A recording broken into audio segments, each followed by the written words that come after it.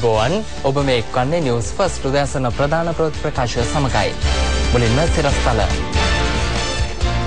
සාමාන්‍ය පෙළ ප්‍රතිඵල නිකුත් කෙරේ. ජිනීවා යෝජනාවලියේ භයානක ප්‍රතිඵල ඇති බව ආචාර්ය දයන් ජයතිලක පවසයි. ඇමරිකාවෙන් උතුරු කොරියාවට යලිත් අනතුරු ඇඟවීම.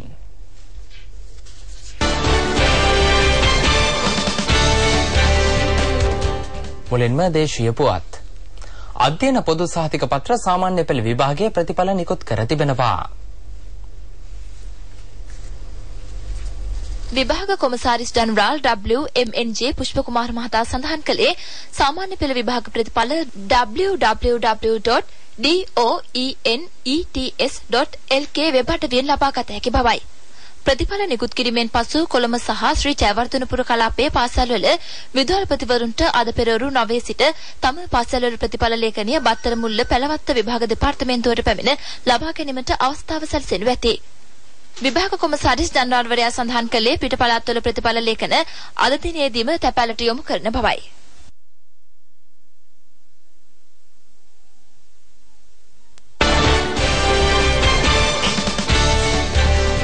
ජිනීවාහිදී සම්මතෝ යෝජනාවලියේ භයානක ප්‍රතිඵල පවතින බව ප්‍රංශයේ ශ්‍රී ලංකා තානාපති ආචාර්ය දයන් ජයතිලක මහතා පවසනවා. ඔහු පැවසුවේ යෝජනාවලියට එරෙහිව රටවල් 15ක් ඡන්දය භාවිත කිරීම තුළින් ඒ බව වඩාත් තහවුරු වන බවයි.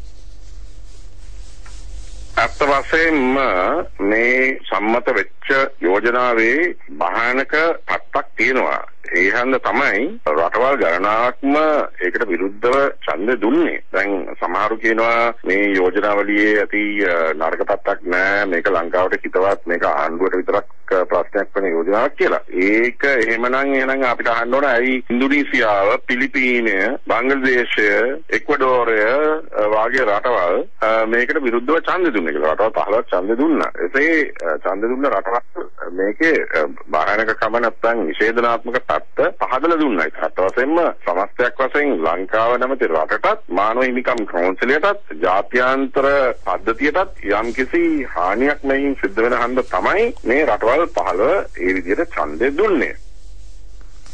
ජාත්‍යන්තරයෙන් එල්ලවන බලපෑම් අවම කිරීම සඳහා රජය මියන්මාරයේ ආදර්ශයට ගත යුතු බවද ප්‍රංශයේ ශ්‍රී ලංකා තානාපති ආචාර්ය දයන් ජයතිලක මහතා සඳහන් කළා. මේ ලංකාව කියන්නේ මියන්මාරයට විරුද්ධ මහා විශාල බරපතල භයානක ජාත්‍යන්තර වටලෑමක් තිබුණා. නමුත් අද ඒ වගේ වටලෑමක් නැහැ. ඇයි ඒ වටලෑම නැත්තේ? මියන්මාරේ කරේ ජාත්‍යන්තර වටලෑමෙන් පැනීම සඳහා සාර්ථකව ඒගොල්ලෝ අභ්‍යන්තර ප්‍රතිසංස්කරණ කරා. දේශපාලන සේකරන ආන් සාන් සූචි නිදහස් කිරීම වගේ දේවල් සිද්ධ වුණා. ඉතින් මේ විවෘතකරණය නිසා අර මියන්මාරේ කොටු කරගෙන මියන්මාරට ගහන්න ලෑස්ති වෙලා හිටපු කට්ටිය නිරායුධ කරන්න පුළුවන්කම ලැබුණා. දැන් ලංකාවට කරන්න තියෙන්නේ සතුරාගේ උගල හරියට තේරුම් ගන්න. ජාත්‍යන්තරයෙන් කවර බලපෑමක් ඇල්ලුවද ශ්‍රී ලාංකිකයින් ලෙස සියලු දෙනා එක්ව ඊට මුහුණ දෙන බව වරාය හා මහාමාර්ග නියෝජ්‍ය අමාත්‍ය රෝහිතා බේගුණවර්ධන මහතා පවසනවා. මේ පිළිබඳ තොරතුරු ප්‍රවෘත්ති ප්‍රකාශය අතරතුර බලාපොරොත්තු වන්න. කඳුකරේ ආශ්‍රිත වන ගිනි ගැනීම් පාලනය සඳහා සහාය වන්නයි ආපදා කළමනාකරණ මධ්‍යස්ථානයේ මහජනතාවගෙන් ඉල්ලා සිටිනවා. එම මධ්‍යස්ථානයේ පැවසුවේ බදුල්ල, නුවරඑළිය, මාතලේ හා මහනුවර දිස්ත්‍රික්කවල ගිනි ගැනීම් බොහොමයකට මිනිස් ක්‍රියාකාරකම් හේතු වී ඇති බවයි. පසුගිය සතිය තුළ පමණක් නුවරඑළිය දිස්ත්‍රික්කයෙන් වනාන්තර ගිනි ගැනීම් 10ක් වාර්තා වූ බව ආපදා කළමනාකරණ මධ්‍යස්ථානයේ සහකාර අධ්‍යක්ෂ එරන්දන හේමවර්ධන මහතා පැවසුවා. මෙවැනි ක්‍රියාකාරකම් වලින් සිදුවන හානිය කොපමණදයි ගණනය කළ නොහැකි බවද ඔහු සඳහන් කළා. එරන්දන හේමවර්ධන මහතා පැවසුවේ ඉදිරියේදී සිදුවන මෙවැනි ගිනි ගැනීම් වැළැක්වීම සඳහා ගිනිවැටි යොදා ගැනීම කාලෝචිත බවයි. වසරේ ගත වූ කාලය තුල මාතලේ දිස්ත්‍රික්කයෙන් වනාන්තර ගිනි ගැනීම් සිද්ධීන් 8ක් වාර්තා වූ බව ආපදා කළමනාකරණ මධ්‍යස්ථානයේ පවසනවා. මාතලේ හා මහනුවර දිස්ත්‍රික් ආපදා කළමනාකරණ සහකාර අධ්‍යක්ෂ ඉන්දික රණවීර මහතා පැවසුවේ වනගිනි ගැනීම් පාලනය සඳහා ජනතා සහාය අත්‍යවශ්‍ය සාධකයක් වී ඇති බවයි.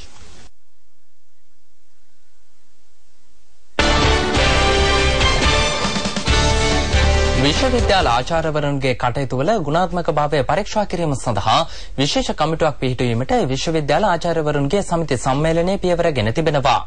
එහි සභාපති ආචාර්ය නිල්පාන් රංජිත් දේවශ්‍රී මහතා ප්‍රකාශ කළේ විධායක කමිටු රැස්වීමේදී අදාළ කමිටුව පත් කිරීමට පියවර ගත් බවයි.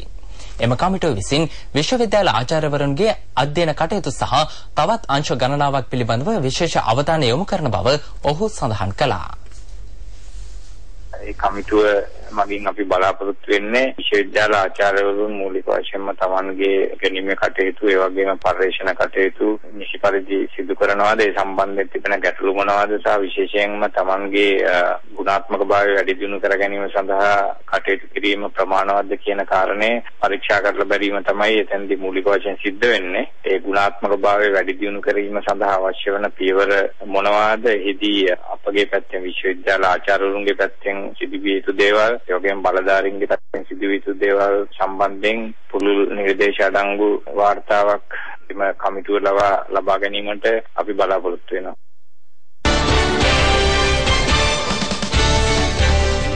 ජාත්‍යන්තරයෙන් කවර බලපෑමක් කෙල්ලුවද ශ්‍රී ලාංකිකයින් ලෙස සියලු දෙනා එක්ව ඊට මුහුණ දෙන බව වරාය හා මහාමාර්ග නියෝජ්‍ය අමාත්‍ය රෝහිත අබේගුණවර්ධන මහතා පවසනවා. අමාත්‍යවරයා මේ බව පැවසුවේ ඊයේ මොරොන්තුඩුව ප්‍රදේශයේ පැවති උත්සවයකට එක්වෙමින්. මොරොන්තුඩුව වහරැක්ක ප්‍රදේශයේ පාක්ෂිකින් හමුවීම වෙනුවෙන් මෙම උත්සවය පැවැත්වුණා. දැන් බලන්නකෝ මානව හිමිකම් කඩ වෙලා තියෙන්නේ කාගේද කියලා. 2009 මැයි මාසේ 19 වෙනිදා ඉඳන් අද වෙනකන් උතුරේවත් දකුණේවත් කාගේවත් මානව හිමිකම් උල්ලංඝනය වෙලා නැහැ. මානව හිමිකම් රැකිලා තියෙනවා. හැබැයි ඒක ඇමරිකාවට පේන්නේ නැහැ. ඒක බ්‍රිතාන්‍යයට පේන්නේ නැහැ.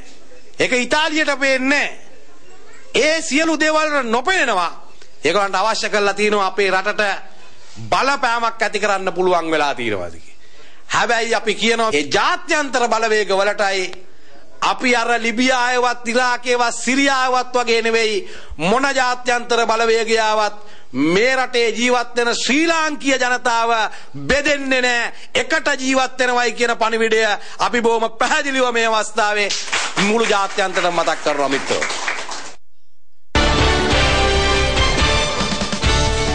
දැන් කෙටි විරාමයක්.